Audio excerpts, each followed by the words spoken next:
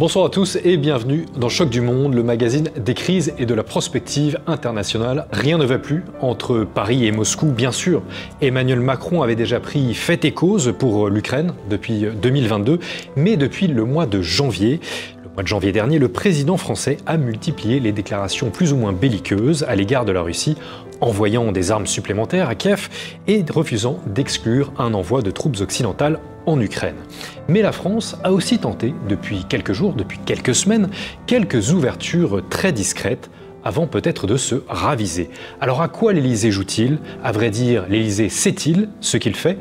Pour en parler, nous recevons une franco-russe, Elena Perrou. Bonsoir Elena Perrou. Bonsoir Adolphe. Et merci de votre présence dans Choc du Monde. Vous avez dirigé l'Institut français franco-russe de Saint-Pétersbourg il y a quelques années et vous avez aussi publié en 2018 un essai titré « Un Russe nommé Poutine ». Vous aviez alors l'intention d'expliquer qui était Vladimir Poutine au public francophone alors qu'il était déjà, disons, incompris ou caricaturé peut-être. Vous l'avez d'ailleurs déjà rencontré à plusieurs reprises quand vous travailliez à l'Élysée auprès de Jacques Chirac. Nous en reparlerons. Aujourd'hui, Elena Perrou, le conflit en Ukraine fait rage donc depuis 2 ans. J'ai 2 questions pour débuter à vous poser. D'abord, comment percevez-vous désormais Vladimir Poutine depuis le conflit en Ukraine, depuis 2 ans? Et inversement, comment jugez-vous le regard des Français à son égard, encore une fois, depuis que vous avez écrit donc ce livre et depuis le conflit en Ukraine? Comment la perception a-t-elle, selon vous, évolué? Alors, j'ai écrit ce livre pour essayer de décrypter Vladimir Poutine, pour essayer de le voir effectivement, comment les Russes le voient, parce qu'entre un regard, disons, russe et un regard occidental sur Vladimir Poutine, on ne voit pas du tout la même personne. Cela dit, mon livre est paru juste avant l'élection précédente, 2018-2024, ça devait être son dernier mandat. Je dirais que tout au long de ce 4e mandat, il y a eu un serrage de vis important en Russie même, et un Vladimir Poutine qui s'est infléchi, disons, dans une position relativement conflictuelle vis-à-vis de l'Occident, mais on peut le comprendre pour plein de raisons si on sort de l'immédiateté et du narratif occidental qui, depuis fort longtemps, et ça n'est pas lié aux événements de 2022, même pas finalement aux événements de 2014, en Ukraine, ce coup d'État que les Américains ont appelé, ou les Européens, Euromaïdan, et que les Russes ont appelé un coup d'État fomenté par les Américains avec des couleurs fascistes. Ça n'est pas du tout le même regard sur les mêmes événements. Donc un durcissement de Vladimir Poutine sans aucune ambiguïté. Et en même temps, il vient d'être élu pour un 5e mandat, donc, avec un score qui est soviétique, stalinien, comme on veut. Évidemment, une élection est préparée et je dirais presque fabriquée, mais si on regarde un institut de sondage qui est complètement indépendant du gouvernement, levada.ru, qui a une page, alors je le dis pour les non-russophones qui nous écoutent, qui a des pages en anglais qui sont extrêmement bien faites, et qui mesure la popularité de Vladimir Poutine depuis, même avant 2000, depuis 99, je crois, tous les mois. On voit qu'il n'est jamais descendu sous 60% d'opinion favorable, et en février, donc un mois avant sa réélection, il était à 86% d'opinion favorable. Et encore une fois, Levada n'est pas suspect d'être à la solde du Kremlin, il a même ce label censé être infamant de agent de l'étranger. Ça veut dire simplement que c'est une organisation qui collabore et reçoit des fonds venus de l'étranger. Donc un baromètre, si vous voulez, qui est fiable et qui montre qu'il y a une adhésion à Vladimir Poutine malgré un conflit qui est extrêmement dur pour les Russes, parce que c'est un conflit fratricide entre Russes et Ukrainiens. Il y a des liens d'abord de famille, des liens de langue, il y a des liens extrêmement étroits.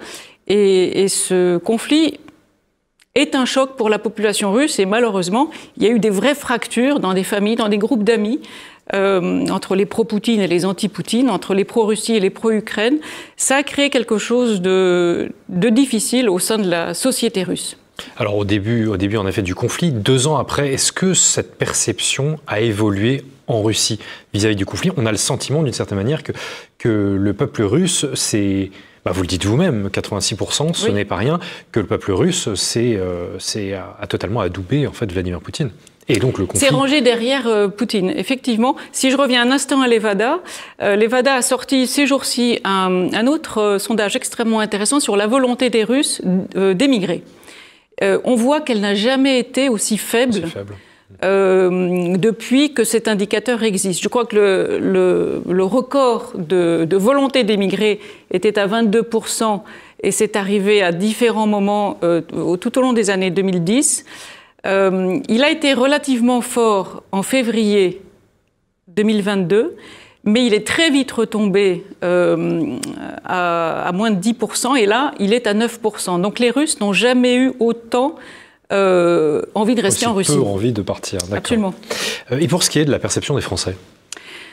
Alors pour ce qui est de la perception des Français, on a une perception qui est, je pense, vraiment faussée et malheureusement sur la durée. Les exemples de gauchissement du message de Poutine, je ne parle pas de ses prises de position, je ne parle pas de l'idéologie, mais simplement ce qu'il dit, parce que c'est important de comprendre ce qu'il dit, parce qu'en général, il dit ce qu'il fait, il fait ce qu'il dit. Je prendrai un seul exemple qui est pour moi relativement sérieux, enfin sérieux dans le sens de l'alerte. Je prends une revue qui est très, très sérieuse, la revue de l'IHEDN. Il y avait un article, une interview de Pierre Asner très, très intéressante, c'était en 2014 si je me souviens bien, le numéro de l'été de 2014, sur le fameux discours de Poutine au moment de la réunification ou de l'annexion, comme chacun voudra, de l'entrée en tous les cas de la Crimée au sein de la Fédération de Russie. Ce qu'il fait dire à Poutine, et moi pour mon livre, j'ai évidemment passé des heures et des heures à scruter, à déchiffrer des discours publics et puis des choses qui sont moins publiques. Et puis j'avais mes propres souvenirs effectivement du temps où je servais le président Chirac. Et quand j'ai dirigé l'Institut, alors c'est pas l'Institut franco-russe, c'est l'Institut français de Saint-Pétersbourg, j'avais un passeport diplomatique français et je n'ai pas de passeport russe aujourd'hui, donc je suis franco-russe, mais je voyage en Russie avec un visa. Eh bien, dans ce numéro de l'IHEDN, je ne reconnaissais pas du tout le discours de Poutine et les propos étaient complètement déformés. Si vous voulez, ça n'aide pas à comprendre. Ça n'aide pas à comprendre le personnage. Mais au-delà de Poutine, je dirais que c'est la Russie qui n'est pas comprise. Je vous donne un autre tout petit exemple, mais qui est parlant. C'est vrai que dans mon livre et dans mes conférences, je parle beaucoup d'un film qui, pour moi, donne non pas une clé, mais un trousseau de clés pour comprendre et Poutine et la géopolitique vue de Russie. Ce film, c'est 17 moments du printemps, qui est un grand film d'espionnage sorti dans les années 70. Enfin, c'est le James Bond russe, sauf que c'est en noir et blanc, il n'y a pratiquement pas de femmes, et il n'y a aucun gadget technologique. Et ces 17 moments du printemps, c'est février-mars 1945, un agent russe infiltré chez les nazis à Berlin. Et c'est basé sur des faits historiques tout à fait avérés. C'est l'opération Sunrise, donc de projet de paix séparés entre les Allemands et les Anglo-Saxons. Bon, eh bien, un numéro de l'Émile, qui est la revue de Sciences Po Paris, formidable sur les films d'espionnage dans le monde. Il y avait des pages passionnantes sur plein de films qui n'étaient pas français, qui n'étaient pas seulement James Bond. Rien sur 17 moments du printemps. Alors que le personnage de Stirlitz, donc le personnage principal, si vous voulez, il a la notoriété en Russie d'un Tintin. Encore une fois, bon, on le trouve sur YouTube, sous-titré en français, donc j'incite ceux qui ne le connaissent pas à aller le découvrir, parce que ça donnera une vision vraiment de l'intérieur. Encore une fois, de la Russie d'aujourd'hui. Stirlitz continue à faire partie des blagues concernant l'affaire Skripal, concernant le Covid, enfin très très actuelles. Il y a d'ailleurs un réalisateur américain, Christopher Jones, qui a fait un très beau reportage sur ce film pour la chaîne Histoire, comprendre pourquoi ce film a été si important. Si fondateur. Et pardon, juste, Stirlitz est si vous voulez, la figure tutélaire de tous les hommes du renseignement de la génération de Poutine. Donc c'est pour ça que pour comprendre Poutine, c'est très intéressant de regarder 17 moments du printemps. Alors, je disais en introduction que plus rien n'allait entre Paris et Moscou. Pour que tout soit clair, Elena Perrou, je vous propose un bref résumé des tensions entre la France et la Russie, sur fond bien sûr de conflits ukrainiens. depuis la mi-janvier et l'annonce de 40 missiles Scalp supplémentaires à Kiev par Emmanuel Macron. Le Kremlin dénonce l'implication croissante de Paris en Ukraine. Les propos du président français le 26 février, refusant d'écarter l'envoi de troupes occidentales en Ukraine, n'ont rien arrangé. Et l'échange téléphonique inattendu, le 3 avril, entre les ministres des armées françaises et russes, Sébastien Lecornu et Sergueï Shoïgu, a tourné au vinaigre. Le ministre français a, selon le communiqué du ministère des Armées, appelé la Russie à cesser toute instrumentalisation de l'attentat de Moscou en accusant l'Ukraine. Tandis que Shoïgu a espéré que les services français n'étaient pas derrière celui-ci. Emmanuel Macron, le lendemain, qualifia les propos du ministre russe de baroques et menaçants. Et Stéphane Séjourné estima qu'il n'était pas dans l'intérêt de Paris de discuter avec les responsables russes, puisque les communiqués qui en sortent sont mensongers. Pourtant, selon une information d'Europe 1 le 16 avril, une délégation russe devrait être conviée par la France aux commémorations du 80e anniversaire du débarquement de Normandie en juin prochain. La France s'apprête à rendre publique sa décision, a indiqué le média, rapportant qu'une carte d'invitation sera adressée à la représentation diplomatique de Moscou en France. Mais le jour même, le Kremlin puis la diplomatie russe déclaraient n'avoir rien reçu. Rien reçu donc, mais alors que se passe-t-il selon vous, Elena Perrou? Emmanuel Macron, il y a 2 ans, ne voulait pas humilier la Russie, mais Bruno Le Maire, son ministre, voulait détruire l'économie russe. Maintenant, Emmanuel Macron n'écarte pas un envoi de troupes occidentales en Ukraine en février, mais en avril, on entend ce genre de rumeurs. Que se passe-t-il, à votre avis, au sommet de l'État français?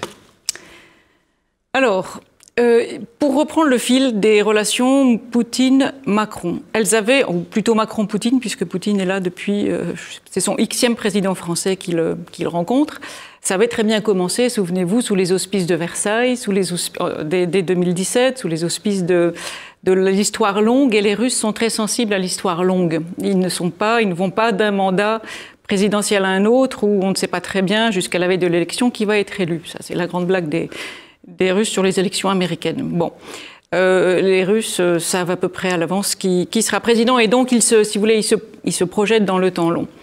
On se souvient de cette tentative. Je crois que du côté du président Macron, il y a vraiment eu la volonté d'être un interlocuteur privilégié en Europe de Vladimir Poutine. Il faut dire que la France a ce siège permanent au Conseil de sécurité de l'ONU, qui donne aussi une importance primordiale à la France dans le champ européen, enfin au sein de l'Union européenne. Et ça, les Russes en sont très conscients, ils rappellent souvent ce statut spécial de la France. Donc, bon, il y a eu ce voyage juste avant le déclenchement des hostilités militaires, le 7 février dernier, je crois, du président français au Kremlin, cette fameuse table, je crois qu'il y avait 5 ou 7 mètres de long, qui a fait couler beaucoup d'encre. Bon, l'histoire ne dit pas s'ils se sont serrés la main avant ou après, mais en tous les cas, moi, je scrute quotidiennement le site du Kremlin. Je peux vous dire que le président Poutine recevait en tête-à-tête et à quelques centimètres de distance des dirigeants avant et après ce fameux 7 février. Et il y a eu ensuite le président Macron a été le dirigeant européen qui a le plus eu Vladimir Poutine au téléphone dans les mois qui ont suivi. Bon, à tel point que c'est vrai qu'il y a eu un nouveau verbe apparu dans le vocabulaire russe, makronit. Makronit, ça veut dire téléphoner, pour ne rien dire. Bon, ça a été évidemment une façon de se moquer du président français, mais qui voulait dire que on a beau avoir un dialogue, on n'arrive pas à quelque chose d'efficace et on n'arrive pas à une compréhension entre les deux parties. Il y a eu ensuite un épisode qui a fortement froissé les Russes et qui, honnêtement, ne rentre pas dans les usages diplomatiques et dans les usages de conversation de président à président. Si vous vous souvenez, je crois que c'était le 30 juin, c'était le dernier jour de la présidence française de l'Union européenne. Il y a eu un reportage qui a été diffusé alors sur France 2 à ce moment-là, vu par beaucoup de monde. Et dans ce reportage, il y avait, je crois, 9 minutes de conversation téléphonique privée, censée être, sinon secrète, du moins discrète, entre les deux présidents, le président Macron et le président Poutine. Et ça a ulcéré Moscou. Le ministre des Affaires étrangères, Sergueï Lavrov, a fait part de ses protestations publiquement à la France. Et depuis, il y a, je pense, une forme de rupture de confiance, en tous les cas côté russe, vis-à-vis des conversations qu'il peut y avoir entre les deux présidents. Je crois qu'ils ne se sont pas parlé depuis septembre 2022, en tous les cas pas officiellement, et sans qu'il y ait des comptes rendus sur le site du Kremlin ou du Palais de l'Élysée. Donc d'où peut-être cette conversation entre les deux ministres de la Défense. C'est vrai que quand on lit le compte rendu russe et le compte rendu français, on se demande s'ils se sont vraiment parlé. On ne parle pas du tout de la même discussion. Cela dit, ce qui est très intéressant, et ça c'est beaucoup plus discret, il y a eu ces jours-ci, je crois que c'était samedi, une rencontre à l'Élysée entre un personnage russe. Alors certes, il ne représente pas le gouvernement russe, mais il a une aura importante en Russie et à l'international. Je veux parler de Dmitri Muratov. Muratov est le rédacteur en chef d'un journal Novaya Gazeta qui existe depuis les années 90, qui était le journal d'Anna Politkovskaya. Et c'est un journal qui a toujours été, j'allais dire, sans concession, juste avec des enquêtes très fouillées. Non, pas d'opposition. C'est un journal... si vous voulez, c'est pas la Pravda. C'est pas la Pravda. Il n'est pas à la solde du Kremlin. C'est pas un journal d'opposition, je ne dirais pas ça comme ça. C'est un journal extrêmement sérieux avec des enquêtes très approfondies. L'un n'empêche pas l'autre, mais... Très approfondies. Et pourquoi Muratov a connu cette gloire internationale, c'est qu'il s'est vu décerner le prix Nobel de la paix en 2021. En octobre 2021, il a été invité au Club Valdai. Le Club Valdai, c'est un club qui regroupe des experts de la Russie étrangers et des personnalités russes. Et Vladimir Poutine vient conclure ces discussions. J'ai eu l'honneur d'être invité également dans ce club. Et c'est un endroit où on peut effectivement échanger de manière très, très libre avec un certain nombre de responsables russes. Et il a posé une question très directe à Vladimir Poutine sur, en l'occurrence, c'était sur le statut d'agent de l'étranger. Depuis, il a été classé agent de l'étranger. Depuis, il a été classé agent de l'étranger. Mais ce que je veux dire par là, c'est qu'il garde l'oreille du Kremlin et en tous les cas de Moscou. Des élites russes. Et donc, c'est un homme... Alors, je crois qu'il n'y a pas eu grand-chose dans la presse française sur cette rencontre. Non. Il se trouve qu'il y a pas mal de choses dans certains médias, alors qu'on peut appeler d'opposition, que j'écoute côté russe. Et ce que j'ai su, c'est que cette rencontre devait durer 1 heure. Elle a duré 1h30. Et que beaucoup de sujets ont été abordés, et pas seulement liés au prix Nobel de la paix. Bon, le prisonnier politique russe, le statut des réfugiés. Si on en croit le petit entrefilet, le petit communiqué de l'Élysée, en effet, la discussion avait l'air d'avoir été absolument superficielle, mais vous avez l'air de dire le contraire. Non, je crois que c'était pas superficiel du tout. Et pour les russophones, j'invite à regarder Живой Гвоздь, où il y a, c'est un média sur Internet, où Vénédiktov, Alexei Vénédiktov, qui est un autre, une très grande figure du journalisme russe, qui a été le rédacteur en chef de Echo Moskvy, l'écho de Moscou, qui est le grand média qui donne le là, qui donnait le là, parce qu'en tant que média, Echo Moskvy n'existe plus, mais il a été supprimé en mars 2022 par les autorités, mais il renaît sous forme de écho tout court, c'est plus l'écho de Moscou, c'est l'écho tout court. Et Vénédiktov était ces jours-ci à Paris également, et on sait qu'à Paris, on a un certain nombre de personnalités de l'opposition russe qui ont élu domicile à Paris depuis quelques mois. Donc si vous voulez, et ces gens, même s'ils ne retournent pas en Russie, ne peuvent pas retourner en Russie aujourd'hui, gardent des liens avec la Russie. Donc, si vous voulez, des canaux se sont ouverts. Des canaux existent. Et Muratov, c'est un personnage politique, indépendamment de son statut de journaliste et de son statut maintenant de lauréat du prix Nobel de la paix, parce qu'il a été engagé en politique aux côtés d'un certain Yavlinsky, qui était candidat à toutes les élections présidentielle jusqu'en 2018, plus maintenant. Et Yavlinsky, c'est très intéressant, a accueilli au tout début du parcours d'Alexei Navalny dans son giron, dans son parti, et il lui a demandé d'en sortir quand Navalny a pris des positions très anti-tchétchènes. Bon, on a des luttes importantes maintenant au sein de l'opposition russe pour prendre le lead dans cette opposition. Mais ce ne sont pas des gens qui ne parlent plus du tout à Moscou et au Kremlin. Ça, il faut Donc des fenêtres s'ouvrent entre Paris et Moscou potentiellement, donc nous comprenons. La situation reste quand même déterminée par celle en Ukraine, celle du terrain, comme disent les Russes quand ils évoquent l'impossibilité de négocier avec Kiev. Bon, sur le front, on comprend bien que désormais c'est la Russie qui mène la danse, comme nous pouvons d'ailleurs le voir dans cette carte réalisée par Choc du Monde. L'armée russe revendique la prise de plusieurs localités quasiment quotidiennement. Elle est à l'offensive d'ailleurs dans la ville de Tchassovia, dans le Donbass. La situation, donc, pour résumer, est très difficile pour Volodymyr Zelensky et son armée. Mais Kiev ne veut pas négocier. D'ailleurs, Zelensky a légiféré pour empêcher toute négociation. La Russie le rappelle constamment. Selon vous, Elena Perrou, les exigences ukrainiennes, le retour du Donbass, de la Crimée, le retrait des troupes russes, vous paraissent-elles encore tenables? Et comment Paris pourrait-il agir pour empêcher cela, enfin pour revoir cela? Alors, Zelensky a légiféré pour s'empêcher de négocier tant que Poutine est président. C'est ça que c'est le décret pris par Zelensky en octobre 2022. Juste après, ça a été sa réponse en réalité aux référendums qui ont été suivis d'annexion des 4 nouveaux territoires donc du Donbass qui rejoignent la Fédération de Russie, qui portent maintenant les sujets, en septembre 22, les sujets de la Fédération au nombre de 89.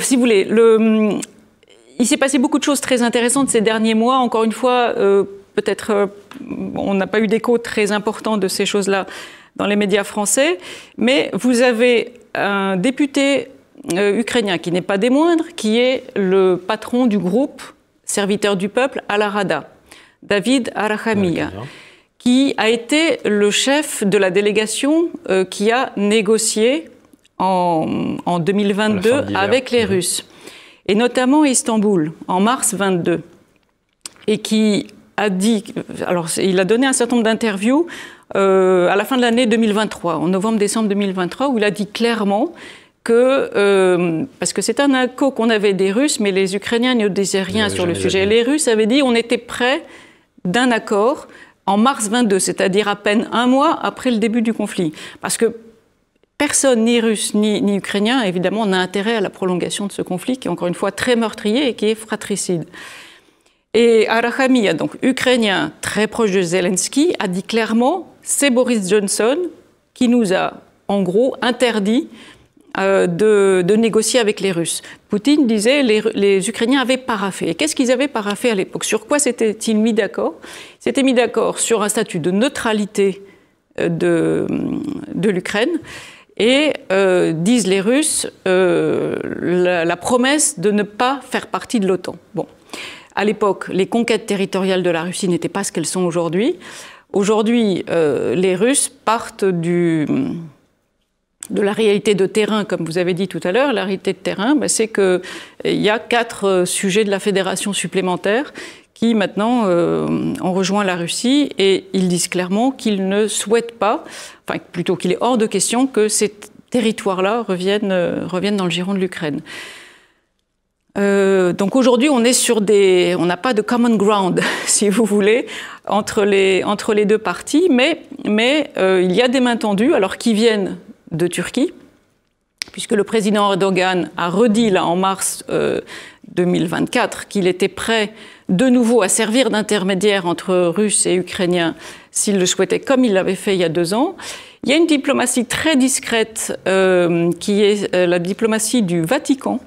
Elle est extrêmement discrète, mais vous avez une association de vieux croyants avec une personnalité intéressante à la tête de cette association, un Russe, qui fait très souvent le voyage vers le Vatican, et il y a des choses qui bougent de ce côté-là aussi discrètement.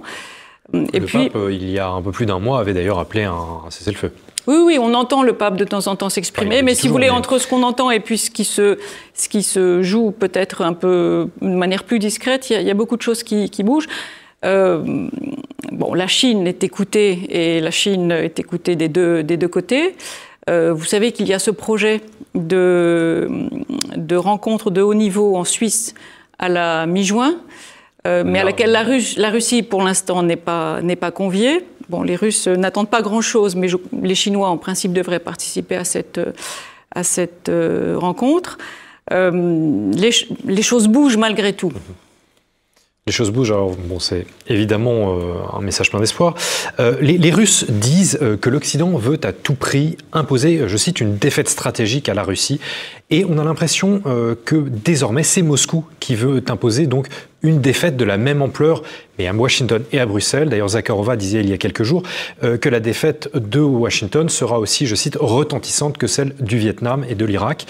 En fait, voyez-vous cette issue envisageable ?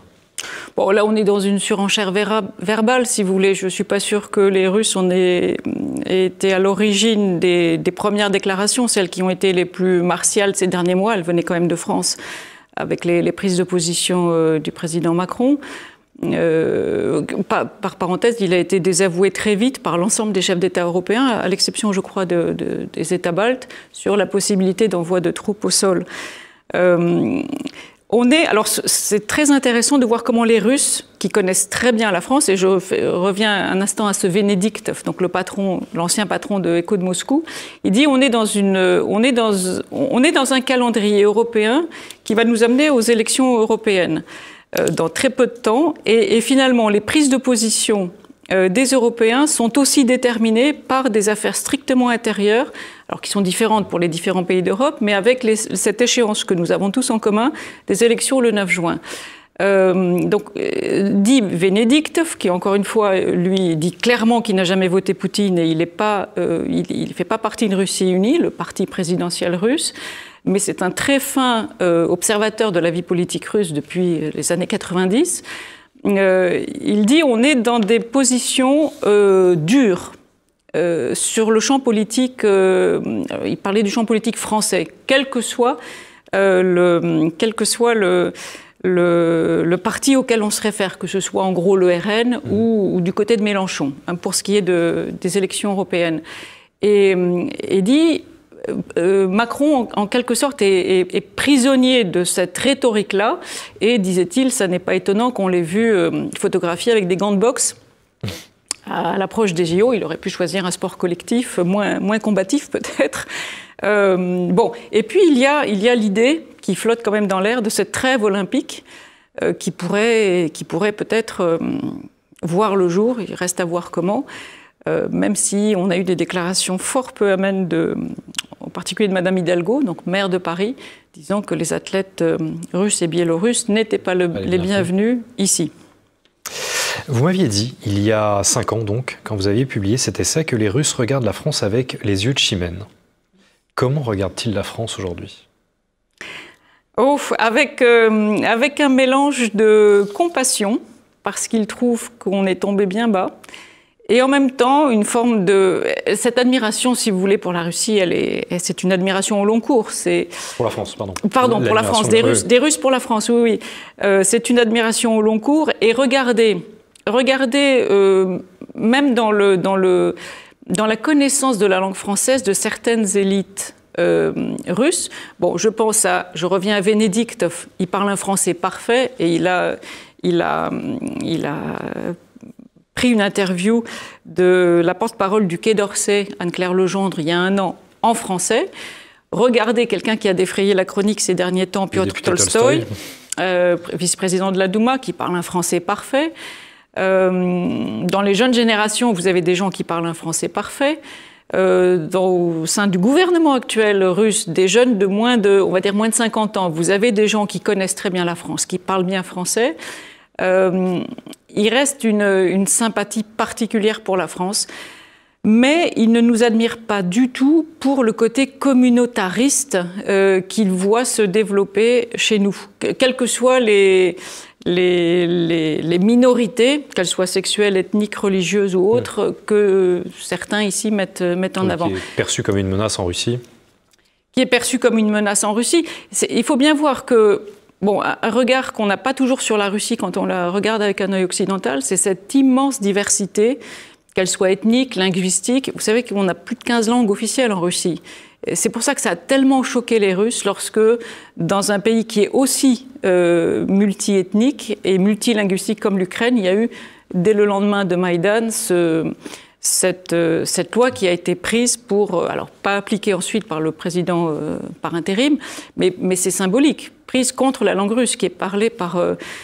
le chiffre exact, je ne le dirai pas, je dirais juste que sur les recherches Google venues d'Ukraine, on voit que 80% des recherches sont faites en russe et 20% en ukrainien. Bon, ça dit quelque chose de la familiarité avec le russe et l'ukrainien, mais vous avez d'autres minorités en Ukraine. Et donc, si vous voulez maintenir ensemble un ensemble aussi disparate et étendu sur 11 fuseaux horaires, donc plus de 10 000 km d'ouest en est, ça c'est la Russie. Et ça c'est finalement, je dirais, la ligne directrice de Vladimir Poutine depuis 2000. Il insiste beaucoup sur l'importance primordiale de consolider la société russe. Alors certes, il l'a divisée là avec le conflit ukrainien, mais c'est pour ça que je ne suis pas du tout pessimiste sur les mois, les années qui vont venir, d'une forme de réconciliation entre ceux qui sont partis, dont certains reviennent, en Russie, je veux dire. Et cette importance de l'unité nationale, elle est primordiale pour un ensemble aussi disparate, et puis simplement pour que la concorde civile règne dans son pays. C'est quand même la tâche principale d'un président. Bien, vous êtes donc optimiste pour l'avenir de la Russie, mais aussi des relations franco-russes, si j'ai bien compris, Elena Perrault. Merci beaucoup d'avoir répondu présent à l'appel de Choc du Monde.